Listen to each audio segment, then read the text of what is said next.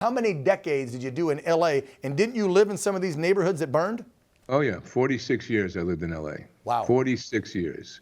Frank Sinatra brought me to California when it was a wonderful state because you had conservatives that had a voice, that had a pair of cojones, that would speak out. And I'm not blaming just the politicians. My beef is with Hollywood elites. My beef is with those people that for decades have put their nose right up the yank of whatever it is, left-wing political party that has sold them down the river. Yep. And now they want to complain. They may not complain. You see, Hollywood, Gavin Newsom, and the Hollywood elite, the Pelosi's, the Schumers, the Schiffs, they go up to Screen Actors Guild. They do the fundraisers together. They do the whole thing together. It's one big fat cabal that has corrupted from the inside out. And now these fires, the mismanagement of the fires. Pete Wilson, a Republican GOP guy in 1990, Dan, said he wanted a bill that would create reservoirs. This is 1990. It's a big story. The left turned it down because of a fish that you can probably relocate.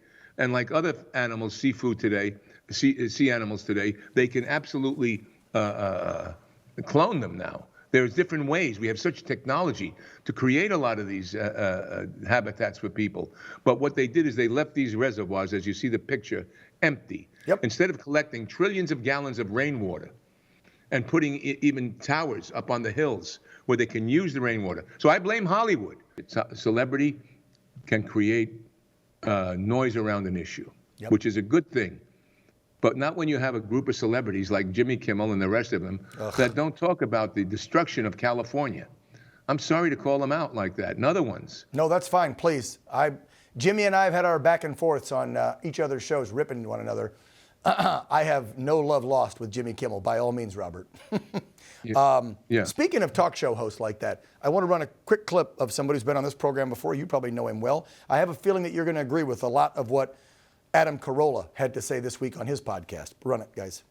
The people who live in Malibu, who live in Santa Monica, who live in the Palisades, those are some of the most progressive blue voters in the world or in the United States. They are a bastion of blue. These are all sitting around crying about Karen Bass, water pressure, how come the forest wasn't cleared of all the brush, what's happening with the infrastructure. You guys all voted for Karen Bass, the mayor of Los Angeles. You all voted for Gavin Newsom. And now you get what you get. Oh, now that your house is on fire, well, now you're thinking about something else. Now you want to know what's going on. What's going on around here? You didn't give a shit about what was going on when other people's houses were on fire, but now you care. I got to say, everything he said leading up to that was correct, though, too. They've been mismanaged. They had understaffing, no water pressure. So all those were factual, but I like that he put it out there like you, Robert. You have a DEI fire department that really hasn't been trained. You have this issue that's going on. Woke will lead to what's happening. America's been on fire for decades because of the left and because the Hollywood contingent, and I speak many talented people, but they have, as Michael Savage said in a book, liberalism has a mental disorder.